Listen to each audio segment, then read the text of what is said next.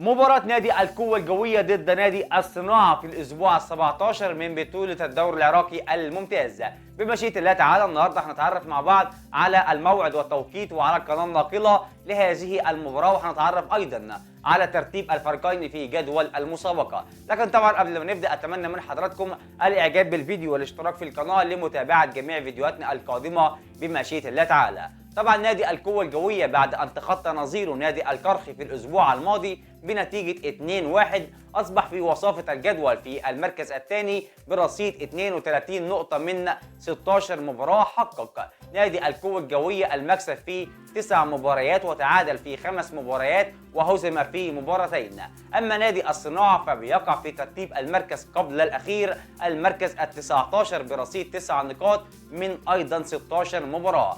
المباراة القادمة ما بين الفريقين بمشيئة الله تعالى هتكون يوم السبت القادم الموافق 18/2/2023.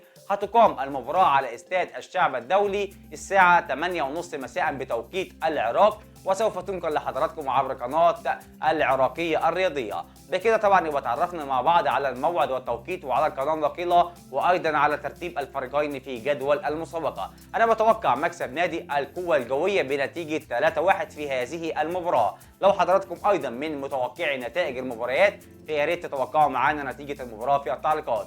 أتمنى طبعا التوفيق للفريقين في هذه المباراة، وأتمنى لحضراتكم مشاهدة ممتعة. دمتم على خير، والسلام عليكم ورحمة الله تعالى وبركاته.